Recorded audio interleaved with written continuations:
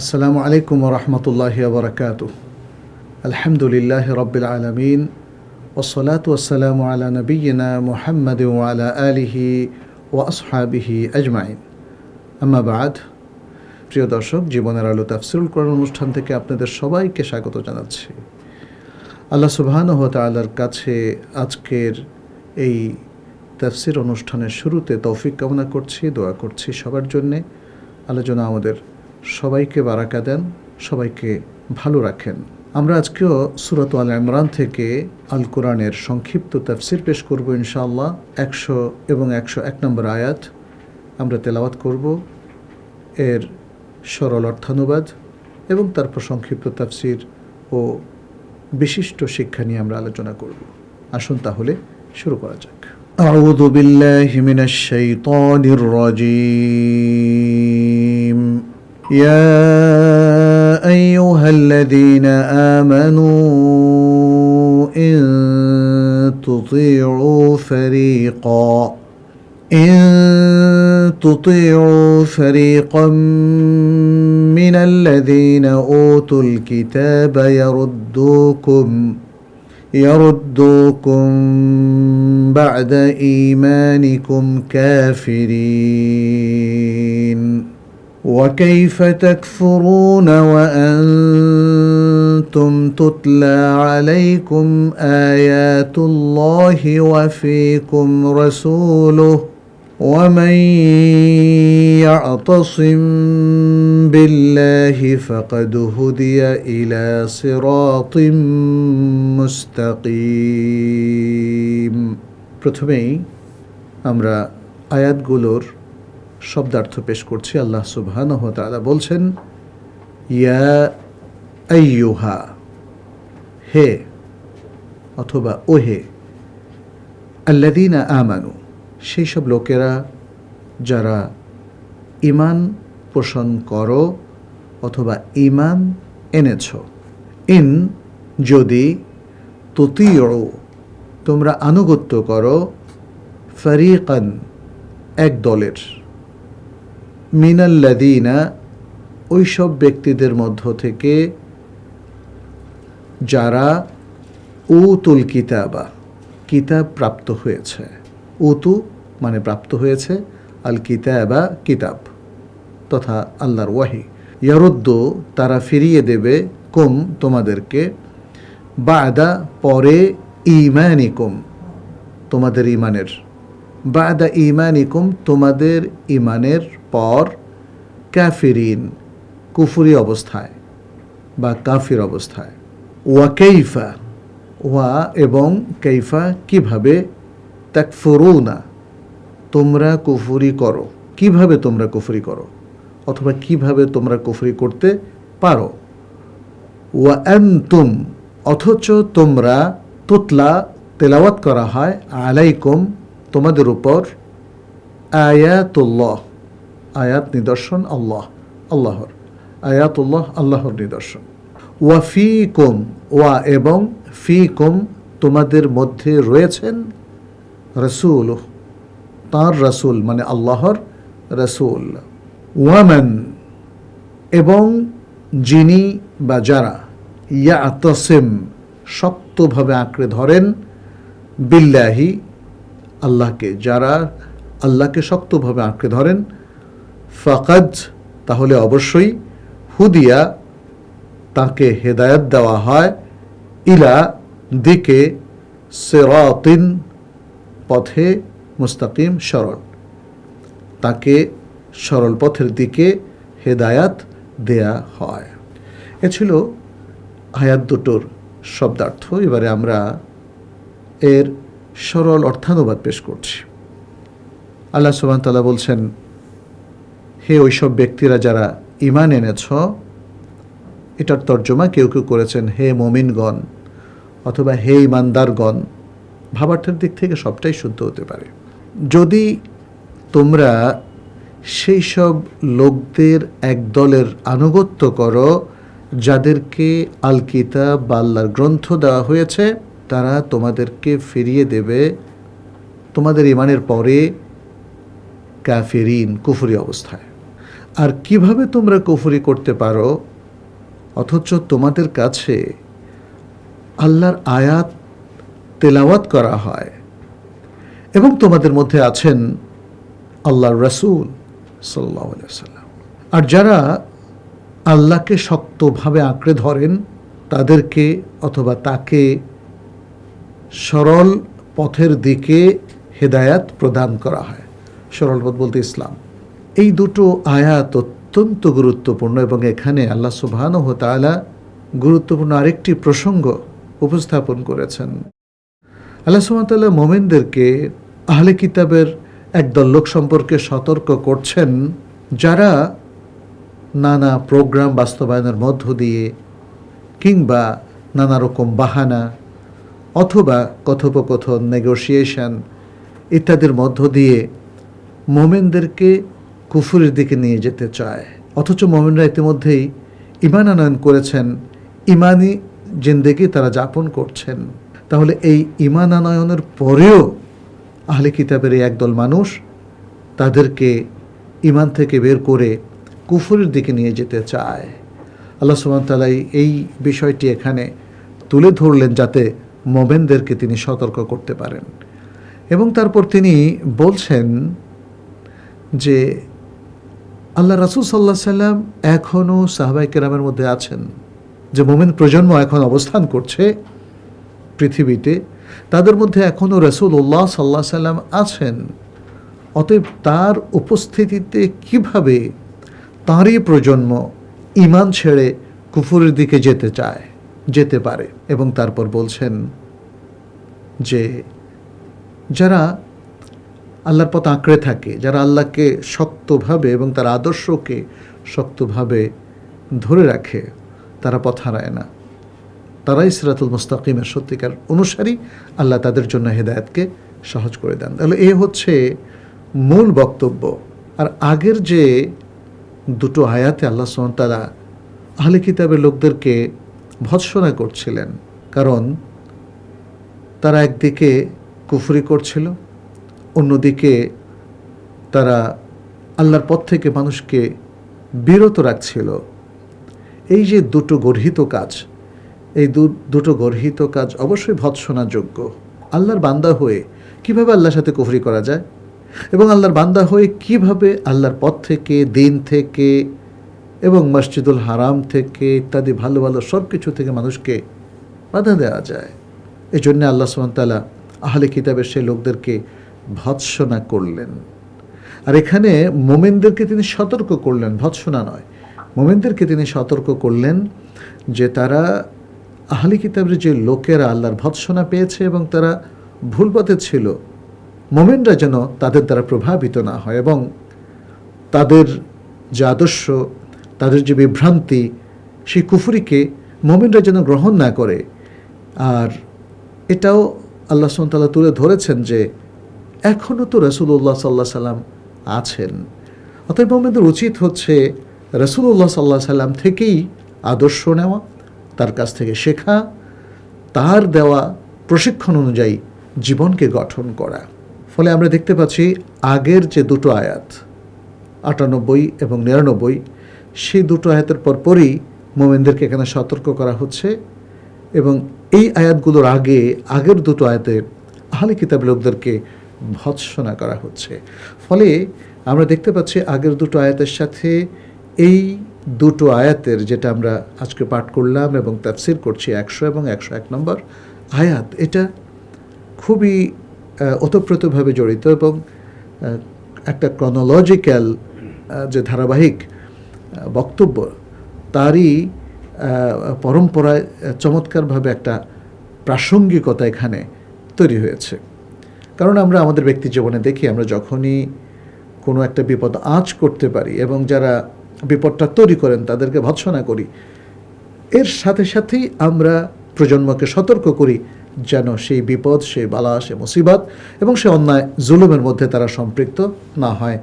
এই বিষয়টি আল্লাহ সুবহানাহু ওয়া তাআলা এখানে তুলে ধরেছেন, তিনি এখানে করেছেন।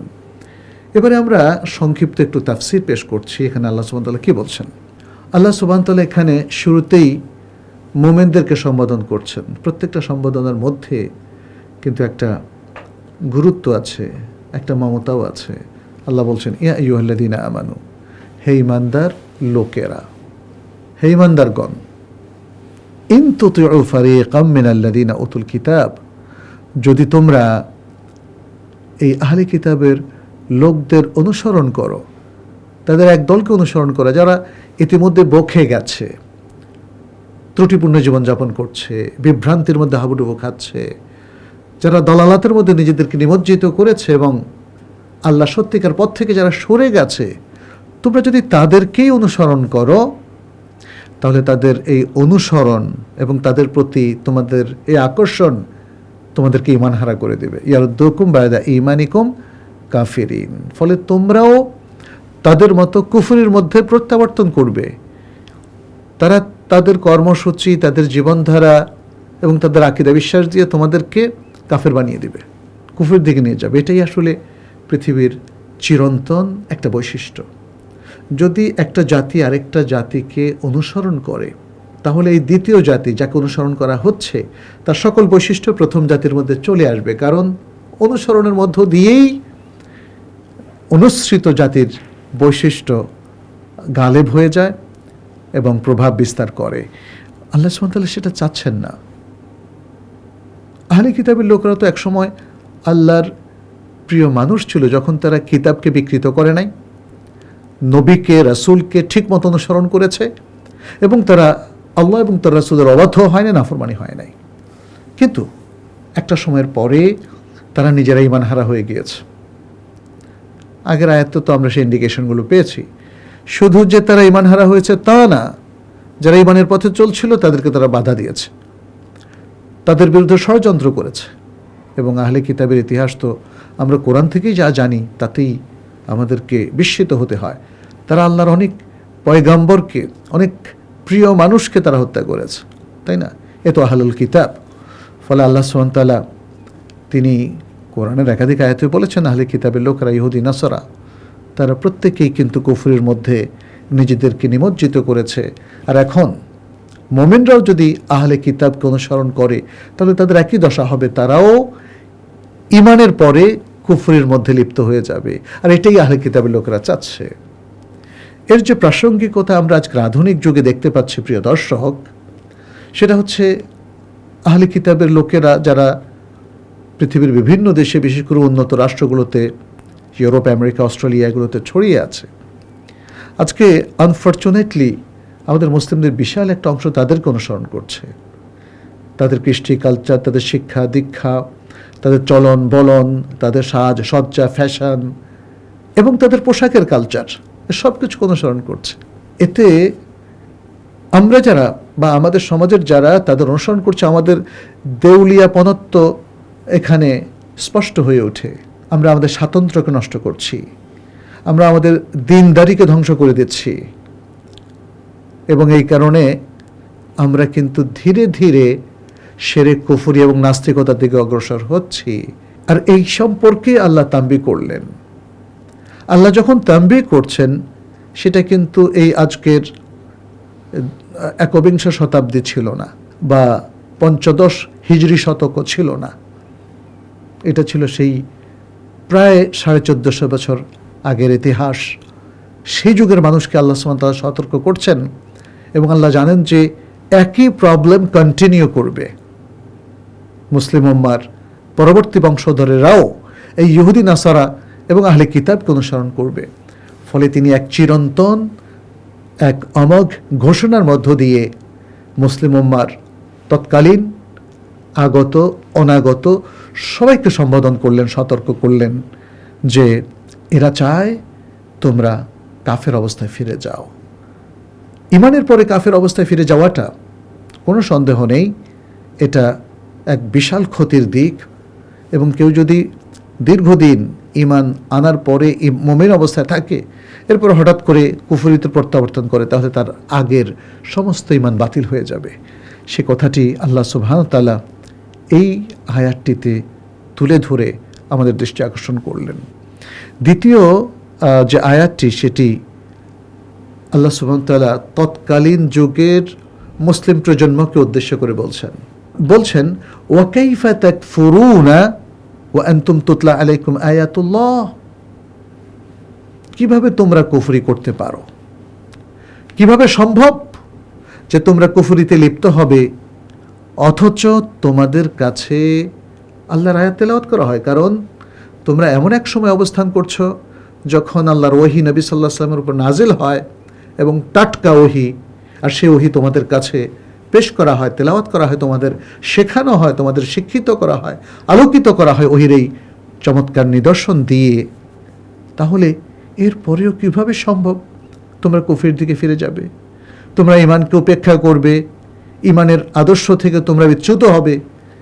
এটা তো শোভনীয় নয়, এটা সঙ্গত নয়, এটা উচিত নয়। এ কথাগুলো আল্লাহ সুবহানাহু ওয়া তাআলা বলছেন। আর এরপরে যেটা বলছেন সেটা আসলে উসলুবের দিক থেকে আরও অত্যন্ত শক্তিশালী একটা উসলুব তিনি এখানে উপস্থাপন করেছেন। বলেছেন ওয়াফিকুম রাসূলুহু, ওয়াফিকুম রাসূলুহু, অথচ তোমাদের মধ্যে রাসূল এখনও অবস্থান করছেন, তিনি মারা যান নাই, তিনি জীবিত। অতএব যেখানে রাসূলুল্লাহ সাল্লাল্লাহু আলাইহি ওয়াসাল্লাম জীবিত, তার কাছে টাটকা ওহী নাজিল হচ্ছে, তোমরা শুনতে পাচ্ছ, তোমাদেরকে সে ওহী তিনি স্বয়ং নিজে উপস্থাপন করছেন, শিখিয়ে দিচ্ছেন। এরপরেও কিভাবে কুফরি করতে পারো? কুফরির দিকে ফিরে যাওয়া সম্ভব? আসলে জাস্ট আমাদের ইন্টেলেক্ট, আমাদের বুদ্ধিবৃত্তিকে আল্লাহ সুবহানাহু ওয়া তাআলা এখানে সম্বোধন করছেন। তৎকালীন সাহাবায়ে কেরামও জানি, সাহাবাদের মধ্যে কেউ মুরতাদ হন নাই। যারা মুরতাদ হয়েছিল নবী সাল্লাল্লাহু আলাইহি ওয়াসাল্লামের ইন্তেকালের পরে, তারা ভ্রষ্ট মানুষ। বাট বড় বড় সাহাবাদের মধ্যে আমরা প্রত্যেককেই দেখি তারা কালোত্তীর্ণ মানুষ, তারা মহামানব, তারা রাসূল সাল্লাল্লাহু আলাইহি ওয়াসাল্লামের হাতে গড়া মানুষ, তাদের মধ্যে কোনো ত্রুটি ছিল না। কিন্তু এটা ছিল একটা সতর্ক বার্তা যে কিভাবে সম্ভব রাসূল তোমাদের মধ্যে আছেন অথচ তোমরা কুফরি করছো। আর আমাদের আজকের যুগের সাথে যদি আমরা এই আয়াতের অংশটাকে মিলাতে যাই, তাহলে দেখব যে আমাদের কাছেও তো কোরআন তেলাওয়াত করা হয়, তাই না? আল কোরআন যেটি নবী সাল্লাল্লাহু আলাইহি সাল্লামের উপর নাজিল হয়েছিল, সেটাই এখন ইনটেক আমাদের কাছে আছে।